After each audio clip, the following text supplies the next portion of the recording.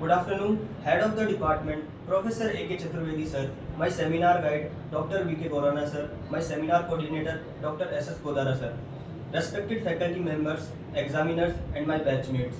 I am Mohammad Moin Khan, pursuing my Bachelor's of Technology in Aeronautical Engineering from the University Department of Rajasthan Technical University, Kota.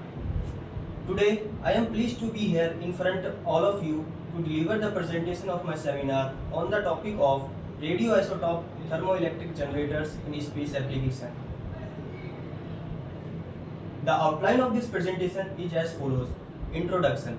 Firstly, we are going to learn briefly about radioisotope thermoelectric generators or RTGs in short. A schematic diagram of an RTG is shown in the figure on the right. Then, why do we need these RTGs in the first place? Next, how they work, and then about different types of RTGs which are available commercially. Next, we are going to briefly discuss their design and construction. Most importantly, about their application and also their advantages and disadvantages. And finally, we are going to conclude this presentation.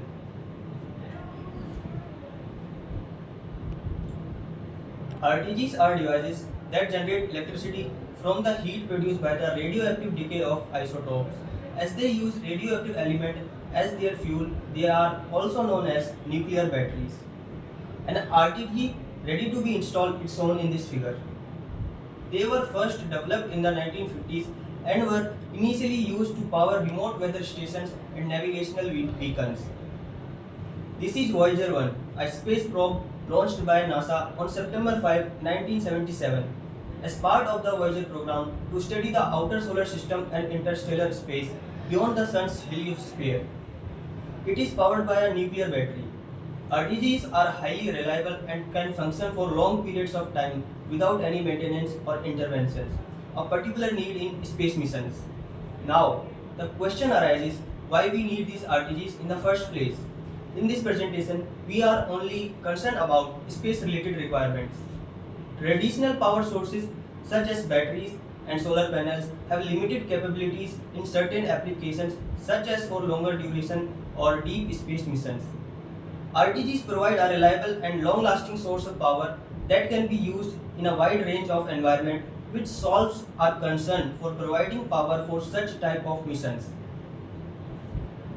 They are particularly valuable in space exploration where traditional power sources are inadequate or impractical. RTGs allow spacecraft to operate for years or even decades without the need for refueling or replacement of power sources. These qualities made them the most suitable power source for deep space missions. Now, it is interesting to know how these RTGs work. A typical RTG model is shown in this figure. RTGs generate electricity from the heat produced by the radioactive decay of isotopes. The heat source in an RTG is typically a small amount of highly radioactive material, such as plutonium-238. The heat produced by the decay of the material is absorbed by a thermocouple, which consists of two dissimilar metal joints at their ends. The temperature difference between the two metals create a voltage, which can be used to generate electricity. Thermoelectric converters use the Seebeck effect to convert the temperature difference between two materials into a voltage, and this complex process provides the required power to the device for the decades in which it is installed. Let us now discuss different types of radioisotope thermoelectric generators which are commonly used. Firstly, the most common type of RTG used is radioisotope thermoelectric generator. They use a thermocouple to convert heat generated by the radioactive decay of isotopes such as plutonium-238, uranium-239 into electricity. A thermocouple is shown in this image. It is a device which converts heat energy into electrical current. Next is radioisotope heater units.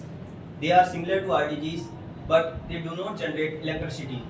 Instead, they use the heat produced by the radioactive decay to maintain the temperature of spacecraft components, such as batteries and sensors, as it is also important to maintain the desired temperature of space probes for the proper working of electronics and components on board the probe. Another type uses alpha particle from radioactive isotopes to generate electricity. They are called alpha voltaics. They use a semiconductor material to capture the alpha particle and convert them into electricity. Next is thermovoltaic cell. They use heat radiation to generate electricity. They use a thermal source such as radioactive material to heat a material that emits photons. These photons are then captured by semiconductor material, which converts them into electricity. The figure on the right shows the pictorial working of thermophotovoltaic cell. Each type of RTG has its own advantage and disadvantages, and the choice of which type to use depend on the specific application and requirements. The design and construction of an RTG requires careful consideration of many factors, including the selection of radioisotope, the design of the heat source assembly, the shielding of ionizing radiation, the selection and design of electrical and structural components, and the overall reliability and safety of the system. The design and construction of an RTG involves several key components and consideration. Firstly, the proper selection of radioisotope is used. The first step in the design of an RTG is the selection of suitable radioisotope. The most common isotopes used in RTGs are plutonium-238 and strontium-90. The isotope must have a long half-life and produce a significant amount of heat through radioactive decay. Next is the selection of heat source assembly. The selected radioisotope is then used to construct the heat source assembly, which contains a radioactive material and is designed to produce heat through radioactive decay. The heat source is typically a cylinder or a pellet that is surrounded by a heat resistance container. Thermocouples. The heat produced by radioisotope is then absorbed by thermocouples, which are made up of two dissimilar metals that are joined at their ends. The temperature difference between the two metals create a voltage which can be used to generate electricity. The radioactive material used in an RTG emits ionizing radiation, which can be harmful to human health. To protect against radiation exposure, RTGs are designed with radiation shielding material such as graphite, tungsten, or lead. The electricity generated by thermocouples is then converted and stored in electrical components such as batteries or capacitors. These components must be selected and designed to withstand the harsh environment that RTGs are typically used in, such as extreme temperature and radiations. The final step in the construction of an RTG is the design and construction of structural components which hold the heat source, assembly, thermocouples, and electrical component in place. These components must be designed to withstand the vibration and shock of launch and the harsh environment of space or remote locations. Now, let's talk about the application of radioisotope thermoelectric generators. RTGs are widely used in situations where reliable long-lasting power source is needed in remote or harsh environments, and where other power sources such as solar or wind energy are not practical. RTGs are commonly used in space mission to power spacecraft, rovers, and other scientific instruments. They are ideal for use in space because they can generate electricity for long periods of time and are not affected by the lack of sunlight or extreme temperatures. They are also used in remote sensing. RTGs are used to power scientific instruments that collect data in remote locations such as ocean buoys, weather stations, and seismic monitoring stations. They are used to power remote military outposts and surveillance equipment. They are also used in some submarines and other military vehicles to provide long-lasting power. They are used to power medical implements such as pacemaker, which require a long-lasting and reliable power source. They are also used to power scientific instruments that require a long-lasting reliable power source such as telescopes, particle accelerator, and fusion reactors. We can understand that RTGs can be used to accomplish a wide range of tasks. Now, let us discuss the advantages of RTGs as compared to other power sources available. They offer a number of advantages over other power sources. RTGs can provide reliable power for years or even decades without the need of refueling or maintenance, which makes RTGs the most desirable power source. They do not have moving parts, which means they are less likely to break down or require repairs than other power sources that have mechanical components. They are highly reliable and predictable, providing a consistent power output over their lifespan. They have many other advantages, such as being able to operate in harsh environments, high power density, and safe, etc. As everything has its advantages and disadvantages, RTGs also have their limitations.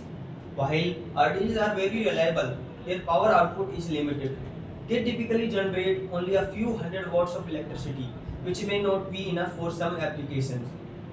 This image shows the plutonium-238 pellet, which is widely used as nuclear fuel for various types of RTGs. They are expensive to manufacture and require specialized material and components, which makes them costly and compared to other power sources. They require a specific type of fuel, such as plutonium-238, uranium-239, which is not widely available. This limits the number of RTGs that can be manufactured and used. Environmental and security concerns and limited lifespan are some other disadvantages of RTGs. We discuss the RTGs, and let's now conclude this presentation by learning some of the important points. RTGs or radioisotope thermoelectric generators are a type of power generator that uses the heat produced by radioactive decay to fuel and generate electricity. They offer a reliable and long-lasting source of power that can be used in a variety of applications, particularly in harsh or remote environments where other power sources are not practical. RTGs have no moving parts and are highly reliable, require little maintenance, making them an attractive option for many applications. RTGs are expensive to manufacture, require specialized material and components, and have limited fuel availability. They also raise environmental and security concerns due to the radioactive material they contain and have limited lifespan. These are some of the important points to remember for this presentation. I hope this presentation is insightful to all of you. Here are some references used to make this presentation. Thank you for your time.